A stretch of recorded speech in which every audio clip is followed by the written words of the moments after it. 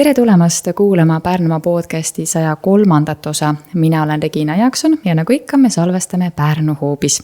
Täna on külas üks meesterahvas, kelle puhul ma nüüd tõesti ei oska öelda, kuidas meil see jutuajamine minema hakkab ja kuhu me välja jõuame.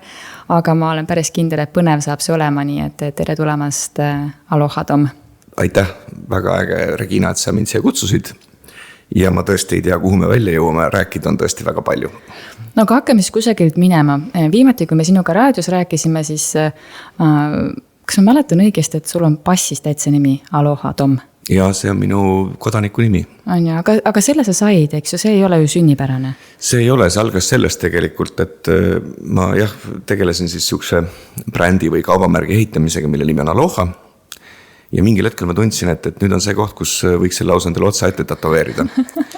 Aga ma nagu vist olen nii palju argpüks, et tatoveerida ma ei julge, et võib-olla ealised iseärasused ei mõju kõige paremini sellele esteetikale. Siis ma mõtlesin, mida teha. Ehk siis minu tatoveerimise lugu jõudis selleni, et olin kunagi Lapimaal ja mõtlesin, mida teen, et minu perekonnanimi on üsna väärikas purjetajate nimi, ehk siis Jürjo.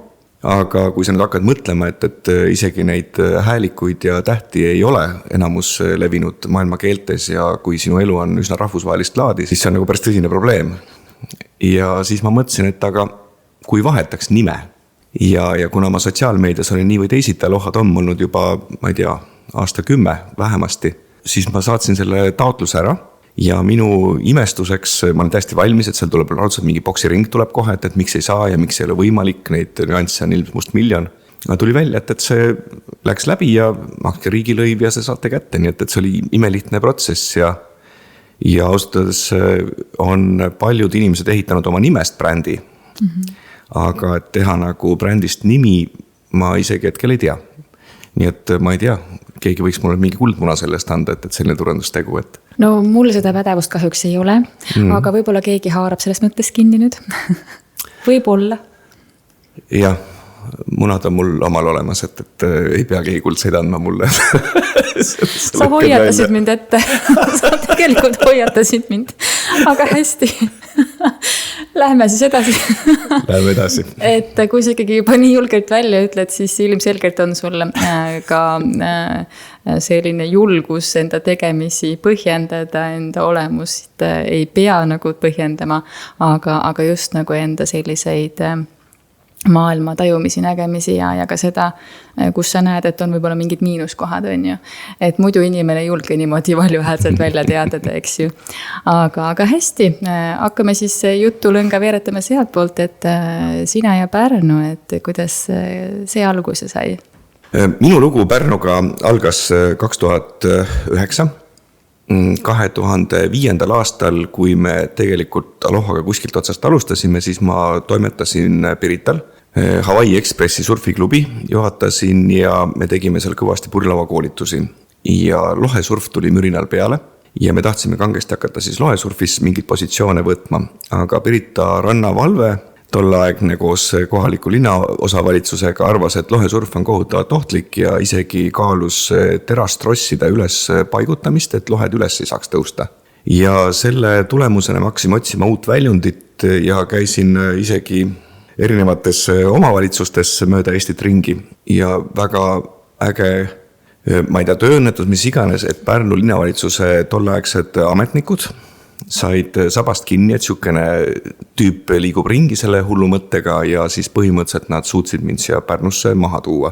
Ja me alustasime siis tõepoolest 2009 aastal Pärnu rannas, kui te teate, siis promenaad oli just vast valminud ja seal oli eurotrahade eest ehitatud peldik ja me maandusime selle peldiku taha, Lepavõssa ja tegime sinna väikese siukse ruudukese, kuhu me saime esimese telgi maha panna ja mäletan, kuidas oma esimesse reklaampoldikusse kirjutasime, et me asume rannapromenaadi lõpus, sest rannapromenaad algas ju Sunseti juurest. Et seal käis ju kõik nende pruunide kehade näitamine ja see oli see koht, kus kõik pidid olema suvel. Ja 2 aastat hiljem juba me kirjutasime ringi, et rannapromenaad algab Aloha juurest. Ja täna ta on nagu ranna keskpunkt, et vaatame, mis elu edasi näitab. Kusjuures selle sama mõtte pealt ma sinu peale mõtlesingi, et miks ma tahtsin sinuga rääkida, et sa jagasid hiljuti ühte videolugu sellest samast kunagisest Pirita teemast nii-öelda, siis mõtlesin, et okei, sul on mida rääkida, aga ma ei tea, võib-olla ma siinkohal eksin, aga mulle nagu näib, et elu on sulle päris palju siukseid põnevaid takistusi ette veeretanud, millest siis nagu üle ronida või alt läbi kaevata, ma ei teagi.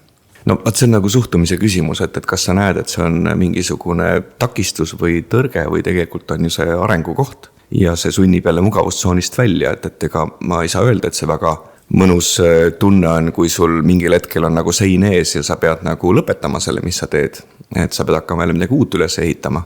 Et ma arvan, et ma olen väga põnevas kohas. Pärnu rannaga jah, on selles mõttes nagu hästi põnev lugu, et meil oli just suur lohefestival rannas, mida ilmselt saite kuulda ja juba äge on see, et peaesineja Lex Soul Dance Machine põhimõtteliselt siis Robert Linna oma stories ütleb, et nad lähevad kohe peale Aloha kõrval. Aga Alohat ei ole juba aastaid seal, ja ma saan iga päev telefonikõnesid, kes soovib erinevaid rannateenuseid, tahab lauda broneerida, mis iganes. Et see on kuidagi kinnistunud sinna ja ma ei tea, et mul on nagu raske siit Pärnust kuhugi nagu edasi minna selles mõttes. Aga see teadmine, et kui sein on ees, et siis on alati ju võimalusi, nagu sa tõidki välja arenguks, on ju. Kas see on sinu isiksuse omadus või see on kuidagi nagu ajaga kasvanud, see julguskindlus ja teadmine, et okei, et see on see võimalus, kus ma saan midagi palju ägedamat arendada? Minu jaoks vist on nagu hästi keeruline olla nagu tavaline. Et kui sa satud mingitesse sihukeste tavanormide raamidesse, kriteeriumitesse, siis mul kuidagi on hästi ebamugav. Et ma üritan nagu ise luua seda maailma ja mõelda välja asju, mida võib-olla ei ole ennem tehtud. Ja sinna hulka muidugi kuulub ka kopeerimine loomulikult, aga kopeerima peab nii palju nutikalt, et see on võimalikult kaugelt ja kombineerides erinevaid elemente. Ega selles mõttes ju Aloha nagu ei olnud ka mingi unikaalne asi, aga vähemalt selles piirkonnas ta lõi mingisuguseid uusi väärtusi. Aga nagu sa tõid välja, et sa ei sobi nendesse tavakastidesse, on ju. Aga suurem osa meie maailmast on selles tavakastis, vähemalt Eestimaa pinnal. Kuidas sa selles nagu iseennast nagu ei kaota ja ikkagi nagu suuda teada selleks, kes sa oled? Eks ma ikka kogu aeg kaotan ennast ära. Kuidas sa siis üles leiad? Jah, et ega siin ongi, et sa pead nagu ma ei tea, seisma tugevalt oma saabastes mingil hetkel ja mõtlema nagu hoolikalt läbi, et kes sa oled ja see protsess võib-olla ei ole kõige lihtsam. Aga sellest ilmselt avalikkus ei peagi teadma, mis instrumendid ja asjad sul on.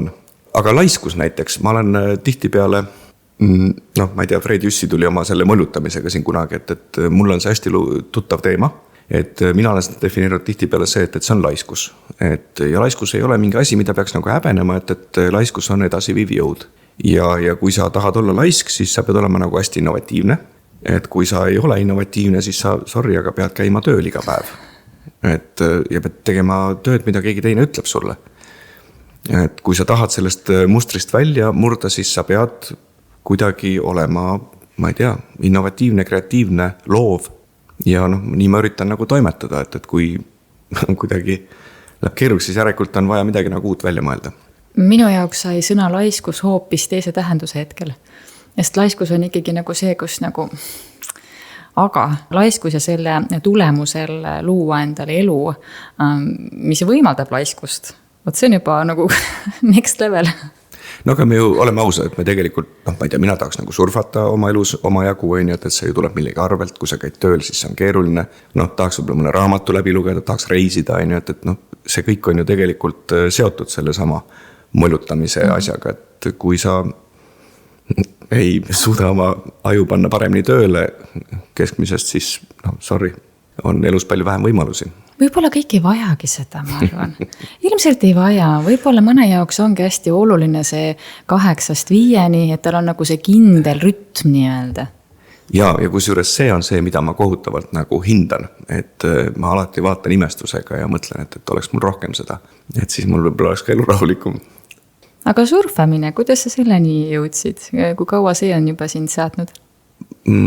See on hästi keeruline vastata selle, sest et mina olen ju purjetajate suguvõsast, et 67 leiutati Ameerikas purlaud ja 76 aastal on antud välja diplom minu isale, et ta on parim purlaua treener.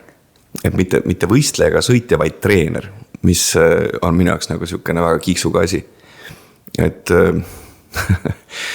et ja siis see purjetajate värk on ju see, et ega need jalakäijad seal mere peal, need ei ole väga väärikalt võetavad kodanikud, et nendest nagu vaadatakse veits mööda. Jalakäijad mere peal, sa pead selgitama. No need on surfarid, jah. Okei. Hästi. Et ikkagi selles mõttes väärikas purjetaja hoiab enda käes kas rooliratast ja piip on su nurgas või siis vähemalt on see roolipinn, millest seda alust juhitakse.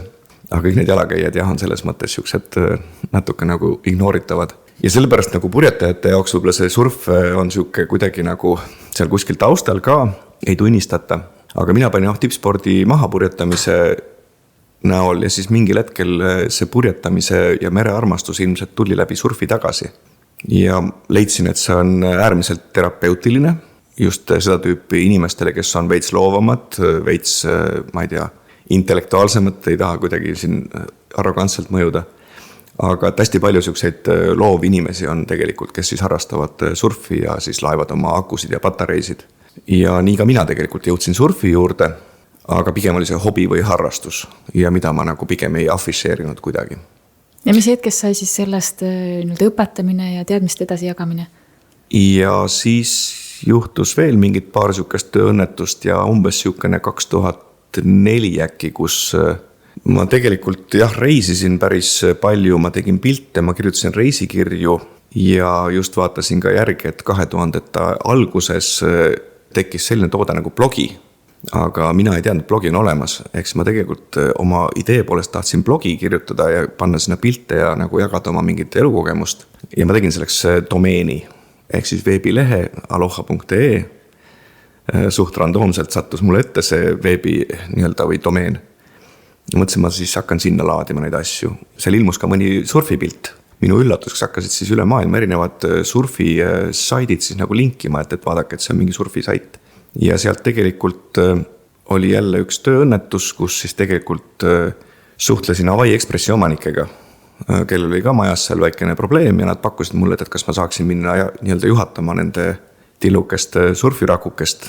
Ja seda me siis tegime päris mitu head aastat. Ja see viis siis lõpuks selle purjelaua pealt lohesurfini ja lohesurf tegelikult seal tuli siis jällegi sein ette Pirital ja see tõi mind siis otsaga Pärnusse. Aloha, miks just Aloha? Kus kohas see nimi tuleb?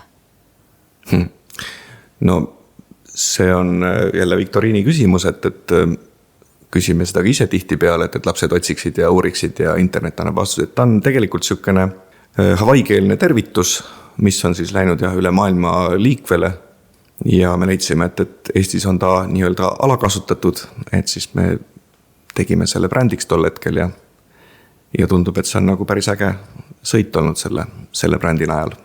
Aga sinu enda sidusus Hawaiiga? Ei olegi käinud kus juures. Aga selles mõttes ka, et ma olen just mõelnud, jälle film jookseb peas, et kui äge on minna, et üldse nagu kui sa lähed kuskil lennujaama või kuhugi ja paned oma passi lauda, et kui hea tuju inimestel on selle nime peale, et keegi ju ei oska oodata või arvata, et see on ikkagi nagu üsna ootamatu. Et kui Hawaiile nüüd nagu maanduda, et kuidas see siis nagu toimiks, aga elu on olnud hästi turbulentne ju siin reisimise mõttes, et meil on olnud siin erinevad reisipiirangud, koroona ja mis iganes sõda ja nüüd veel ka Ameerika olukord, mis ei kutsu nagu üldse hetkel.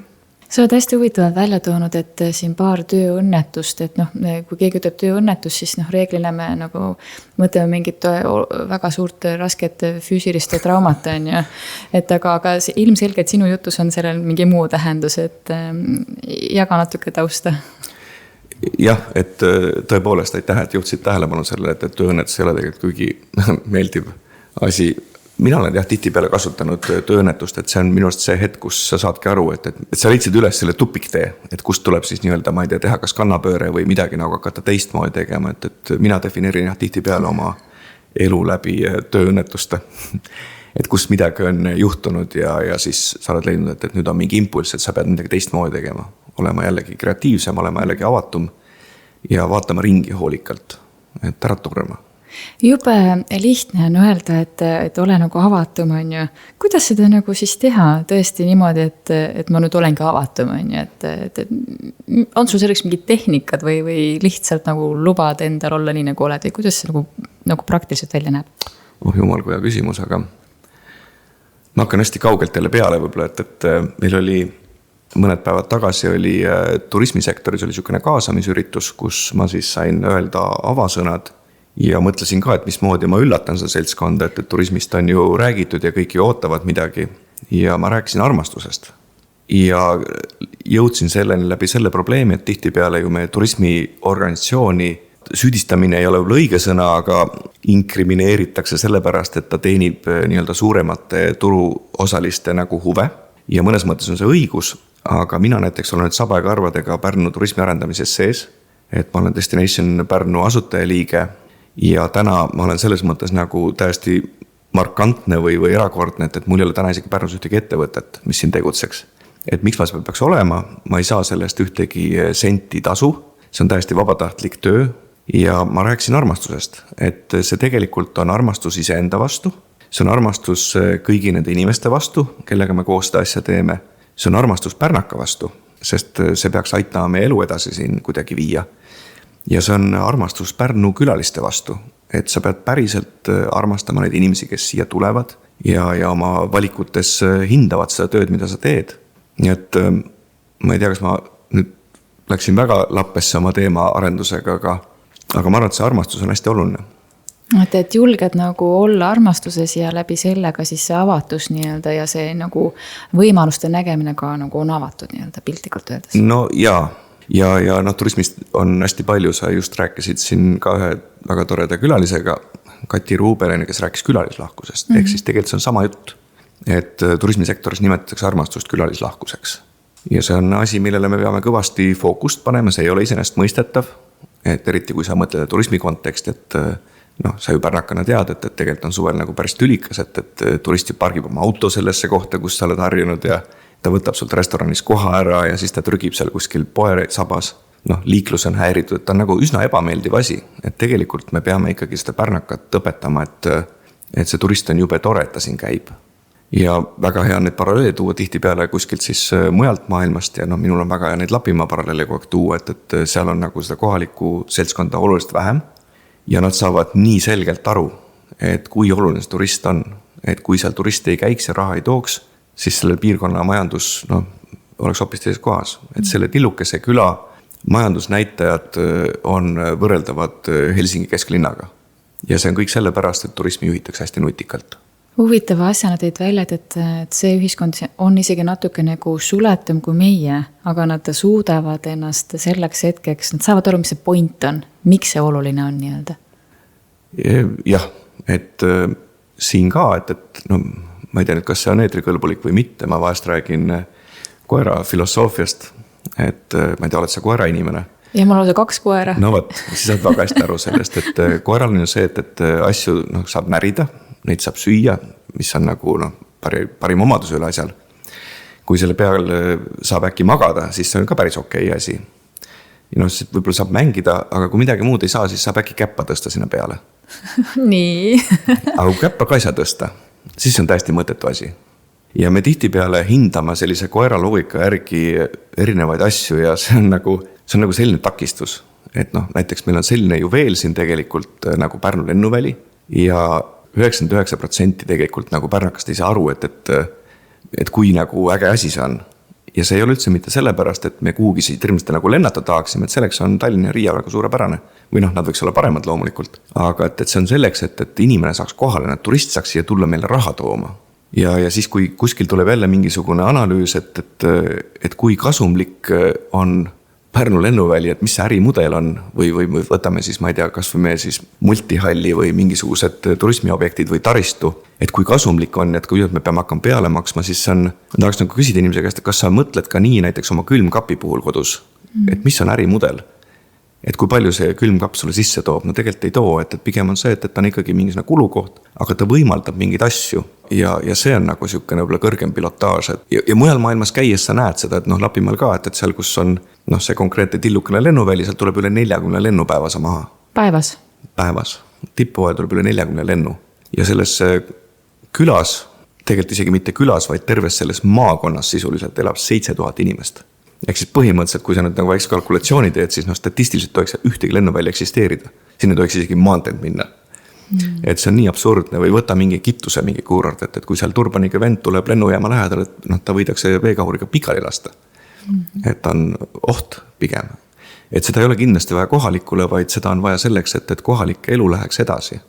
Ja kohalikud peaksid olema nagu äärmiselt mures, et kui sa vaatad jälle üldse majandusstatistikat, et kus näiteks Pärnumaa keskmine palk platseerub, no siis tegelikult, sorry, me peame nüüd nagu kõvasti ennast kokku võtma. Et me peame midagi nagu välja mõtlema, et see asi nagu oleks parem ja me suudaksime lisandväärtust rohkem luua. Ja kuidas see piirkonda raha tuleb, et räägin jälle oma vana nõudepesemise näidet, et kui me siin üksteisel nõusid käime pesema, et me ei saa mitte kuidagi rikkamaks. Aga kui me käime kuskil näiteks kas teise juures nõusid pesemas või lähme naabrimehe juurde, siis naabrimees annab sellest 10 eurot, siis kui palju me pere siis saab rikkamaks selle võrra. Et meil on vaja selles mõttes ekspordile kuidagi keskenduda ja ekspordil on võimalus, et kas sa võtad mingi tüki metsa maha või kaevad maa sisse augu. Kolmas variant on see, et teeme turismi, et ei jää auku maa sisse ja ei jää loodusesse suurt auku, et minu arust see turism on kõige geniaalsem asi, mis on üldse välja mõeldud. See on teenuste eksport, et see ei ole meelelahutus, see on tõsine töö ja Pärnus on suured trumbid. Et kui sa mõtled, kui palju meil see kunagi voodikohti tekkinud, siis see on meeletu potentsiaal. Sa oled Pärnuga seotud päris pikalt juba olnud. Kuidas sulle näib, kui palju on, alustame siis otsustajad nagu sellele päriselt pihta saanud, et see on mega suur võimalus? No nüüd peaks võib-olla defineerima, et mis on kes on otsustaja. Et mina olen siis Destination Pärnu asutajaliige ja sinna kuulub täna valdav osa Pärnu turismisektorist, kes on kuidagi aru saanud, et see üheskoos tegemine on kasulik. Me kirjutasime ka sinna sisse, kui me alustasime, et ettevõtlus vajab stabiilsust ja meie jaoks tundus, et valimistsükkel on pisut lühike. Et me üheskoos mõtleme välja turismistrateegiad, erinevad raamdokumendid ja me tahaksime neid ellu viia. Aga et kui meil see otsustusring käib läbi koalitsioonilepete, siis see asi on teatud müra ja häiretega. Et tahaks selles mõttes teadlikult arendada seda, mis meil siin on, arendada eksporti, arendada seda majandust, anda oma panus sellesse, et meie elu läheks siin paremaks. Meie keskmine palk tõuseks, et kõigil oleks tööd ja keegi ei peaks kaaluma selle peale, et kuskil mujal makstakse paremat raha. Et see on see noorte dilemma, et miks nad siit lahkuvad. Et siin peaks olema piisavalt võimalusi, et noored suudaksid ennast teostada, kui tegemist ei ole mingi eksootilise asjaga, mida siin lihtsalt ei tehta. Selle jutu taustalil mõtleme, et see valimistsüklisse elamise teema ei ole üldse ju mitte ainult Pärnu probleem, vaid see on ikkagi riigi tasandil probleem. Et meil ei ole sellist ühtset juhtimise strateegiat, pikaaegset kava, isegi kui see on, aga see sõltub tohutult palju valimistsüklitest. Et kuidas me saaksime seda olukorda siis parandada, et mis oleks võimalused või sellised hoovad, et kuidas seda meie turismi arengut siis paremini suunata? No mina näen seda, et meie turismis on väga tugevad spetsialistid olemas Pärnus ja rohkem võiks selles mõttes spetsialistide hääl kõlada. Et on väga lihtne et me kõik justkui saame aru, mis see on, aga tegelikult see on päris peen teadus ja ma arvan, et need spetsialistid sõltumata sellest, kas nad töötavad eelarvelises asutuses või siis tüüpi näiteks Destination Pärnu, kus on ettevõtjate juhitav asi, et nad peaksid saama töörahu, et nad peaksid selles mõttes saama ellu viia kõiki neid strateegid, arengukavasid, mida me oleme kokku leppinud. Et ma arvan, et see on niisugune võib-olla võti või retsept. Aga on sellest aru saadud, selles mõttes aru saadud, et seda peaks lubama spetsialistidel läbi viia? See on järjekindel töö, seda tuleb pidevalt tõestada, et turismi peab kuidagi siis juhtima. Ja minu jaoks võib-olla kas veel näiteks, et veel mõista, et kuidas see turismi olulisus, et kui me räägime sellest, et meil näiteks riiklikult läbi EISI siis nii-öelda toetatakse turismi, et mina tavaliselt siis tõusen püsti ja sekkun, et turismi ei toetata. Toetada saab, ma ei tea, rahvakultuuri, sporti, mingit kõike muud sukast värki. Turism on tegelikult see, kes toob raha riiki ja selle pealt makstakse päris palju maksutulu. Ja kui me nüüd reinvesteerime sellest mingisuguse osa, siis me ei peaks rääkima toetusest, me peaksime rääkima seemne kartulist. Et kui me tahame midagi nagu lõigata vilja, siis me peame ka maha külvama midagi. Nii et tegelikult, kui me sealt mingisuguse osa suudame nagu maksutulust tagasi reinvesteerida, siis see on päris suur asi. Aga see on juba piisavalt keerukas konstruktsioon, mida tuleb alati nagu lihtsas keeles nagu selgitada. Aga mulle tundub, et pärnakatena lihtsalt me oleme natukene nagu mugavustsoonis, selles mõttes, et võib-olla me nagu ei vihkagi neid turiste. Võib-olla on asi selles, et nad on alati siin käinud ja me oleme nagu harjunud, et me ei pea nagu nende nimel nagu pingutama eriti. Äkki me oleme lihtsalt nagu väikselt nagu mugavustsoonis. Hästi nõus, et jällegi olen siin tulistes mõttevahetustes olnud tihti peale, et mis on näiteks turismiteenuse definitsioon. Et kui sa näiteks võtaksid Pärnust ranna ära, kataks kinni, ei ole olemas. Et mis oleks vahe näiteks, sorry, me ei hakka ühtegi linna nime näiteks nimetama, aga kui sa mõtled mõne Eesti keskmaa toreda linna peale, et mis see põhjus on, miks sa sinna läheksid. Et ma arvan, et Pärnu oleks nagu üsna niisugune keskpärane ja hall, suhteliselt madalate majadega puust linn, kuhu väga suurt põhjust võib-olla ei ole tulla. Et kas Pärnu rand on teenus? Mina väidan, et on küll, aga tema on nii-öelda klassikalised tunnused, et seal peab olema kassaaparaat kuskil, no ei ole küljes. Ja see on nagu see väljakutse, mida tegelikult ka nagu turismi sihukest toodet juhtides me peame nagu pidevalt arvestama, et paljudel ägedatel teenustel, miks inimesed siia tulevad, ei ole küljes omanikku. Ja see on tõsine teema, see on tõsine väljakutse. Käisin Saaremaal, just Harilaiul nädalavahetusel oli väga ilus ilm ja kogesin, et mulle tuli seal vastu, mitte küll palju inimesi, aga tuli oma jagu. Tulid paarid ja praktiliselt kõik ütlesid mulle kas siis hello või tere. Ja need, kes ütlesid tere, ei öelnud seda oma emakeeles, vaid nad olid selle nagu selgeks õppinud. Ja ma olen tihti peale rääkinud, et turismi sihtkohta sa tunned selle järgi, et kas inimesed teretavad seal. Et ma mõnda kohta tean ja see üks nüüd oli seal näiteks. Ja see on nagu nii huvitav, et sellel matkarajal, kus ma käisin, et okei, RMK on sinna mingid sildid püsti pannud ja käib, aga et millist seltskonda kõnetab, et mida me selleks teeme, et me täna näiteks ei turunda väga palju seda rahvusvahelises plaanis, aga see on nagu tegelikult tõeline hitt, mida me võiksime rohkem ja rohkem.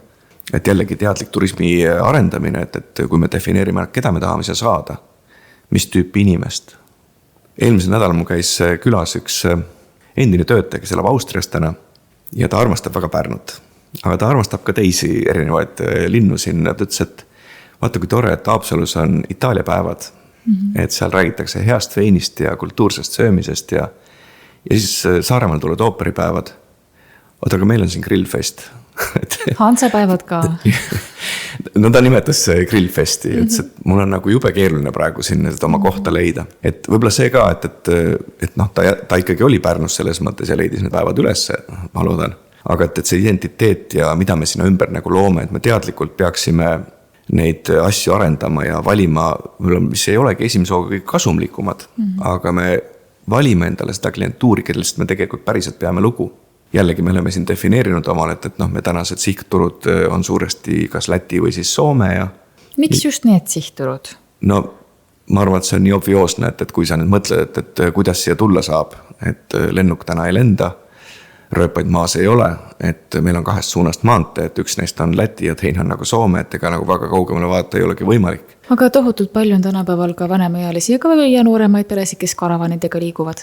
Just, et nüüd me jõuame sinna nišiturismi juurde ja me peamegi tegelikult hakkama nagu mõtlema, et mis on nagu, et see ei ole lihtsalt nagu, et soomlased tulevad või tulevad lihtsalt lätlased, me peame nagu mõtlema, et mis neile korda läheb, et minu jaoks on nagu täna päris, ma ei tea, hull lugu on see, et ma nagu, kes ma ka, ütleme siis Soome kultuuriruumis natukene toimetan, mingid asja nagu tajun, et kui ma mõtlen selle peale, et näiteks millist kultuuri me pakume näiteks meie Soome külalisele, no tegelikult on karaoke seal ühes majas, et ma ei ole päris kindel, et me teeme nagu head tööd Soome turul. Et me tegelikult peaksime andma signaali, et mis tüüpi inimest, millist kultuuri me siin viljeleme, mida me pakume, mis on see sisu ja millised on need väärtused. Ja siis me kõnetame teatud tüüpi soomlast. Ta tuleb küll sealt piirkonnast, aga me peaksime oluliselt täpsemaks minema, et keda me tahame saada. Ja usu mind, et nende inimestega on ka jube mõnus olla nagu ise endal, et neid on hea külla kutsuda. Et üks asi on see turundus, aga teine asi on see, et kellele ja mida me selle turunduse sisu poolelt nagu pakume siin koha peal on ju. Et see peab olema väga hästi läbi mõeldud. ja väga nõus, et see on äärmiselt intelligentne tegevus, mida me üritame siin nagu ellu kutsuda. Ma mõtlen, et kui sa tõid siin välja Pärnu ranna ja me oleme siin ikkagi vahepeal proovinud ka jõeäärset piirkonda ikkagi nagu turgutada ja elule aidata ja nii edasi. Kas me kuidagi ei tulista siis nagu jalga endal sellega? Oh jumal. Ja enne sa küsid otsustajate kohta ja minu jaoks nagu otsustajate puhul täna minu võib-olla ootus on see, et me saaksime aru põhjusest ja tagajärjest. Me oleme siin Huubis, üle tee on teater. Kui sa mõtled, et teatris on kohvik ja kui sa mõtled selle peale näiteks, et kui teatrit ei oleks või see teater teeks tööd, mis võib-olla intellektuaalselt ei paku midagi, kui palju need inimesel kohvikus käiks? Noh, ilmselt mitte väga. Et sama ka näiteks, ma ei tea, jahtklubi resto, et on väga tore koht, kus käia söömas, aga ta toimib sellepärast, et seal on tegelikult ikkagi nagu jahtklubi, seal on mingisugused väärtused, seal on mingisugune ökosüsteem, ma ei tea, golfiklubid, mis iganes. Noh, Pärnu rand sama tegelikult, et need artistid, kes seal seda teatrit teevad, on ikkagi tegelikult ju need surferid. Või on nad mingid muud rannategevused. Ja siis see loob nagu keskkonna, kus tegelikult igasugustel baaridel ja bufetitel on nagu hea toimetada, müüa jäätist, müüa seal, ma ei tea, rannatoole rentida, mida iganes. Aga need ei ole need põhjused, miks nagu inimesed tulevad. Ja kui nüüd otsustajad neid asju ei oska nagu väga selgelt enda jaoks nagu eristada, siis tegelikult tekib teatud müra. Ja sa ise tegid Margus Randmäega podcasti, kus sa ise ütlesid selle kommentaari ühe ranna ettevõtja suust, et rannas täna ei ole üldse nagu nii äge.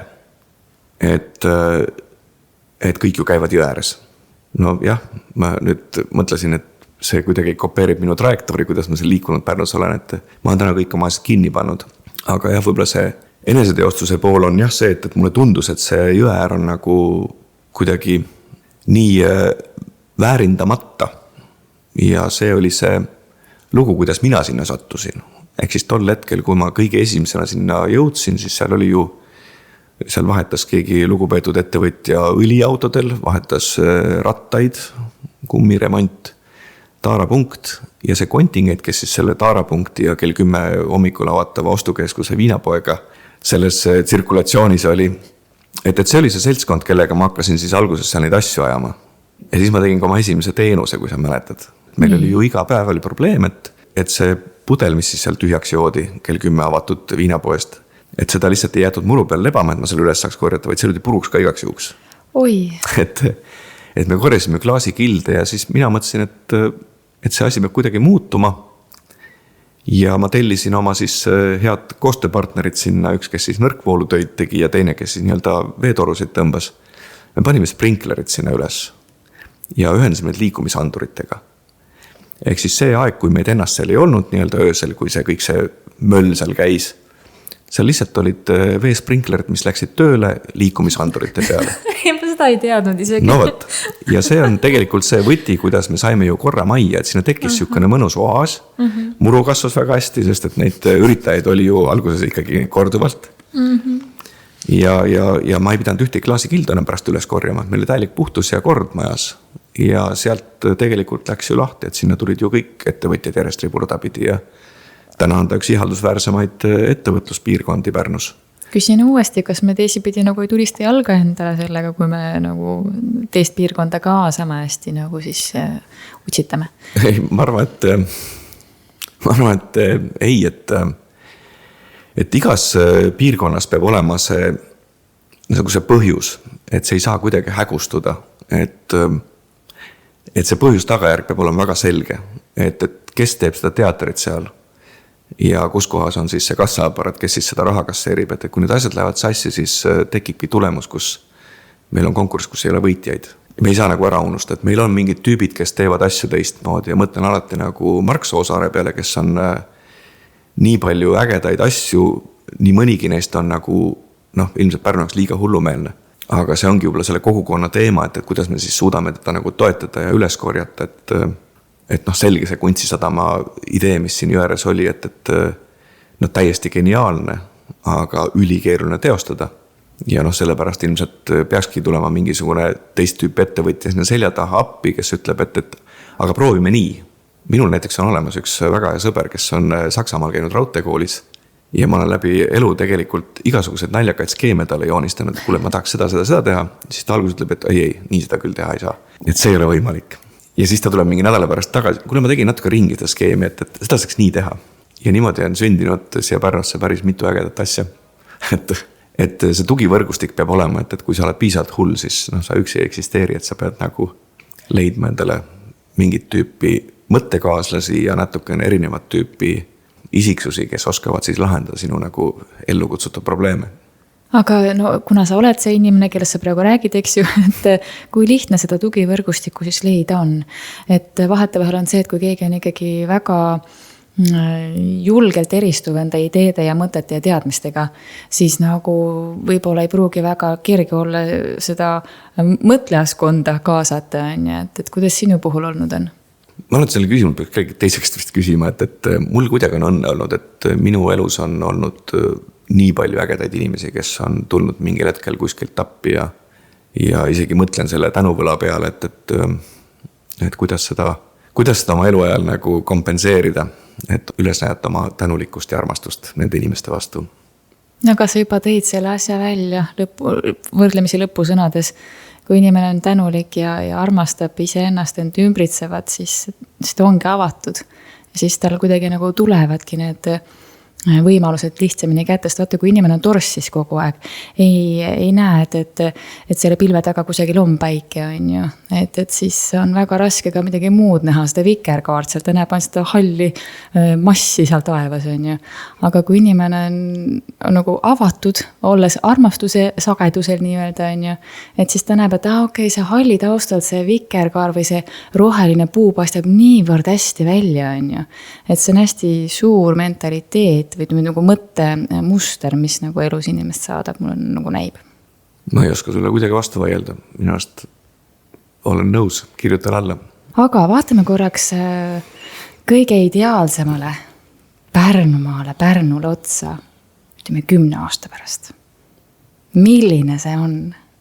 Kas me oleme enda külalislahkusega jõudnud sinnamaani, et nagu Kati ütles, et meil on kõige külalislahkem linn Euroopas või miks mitte maailmas, on ju, et kas me päriselt ka suudame selle ära teha?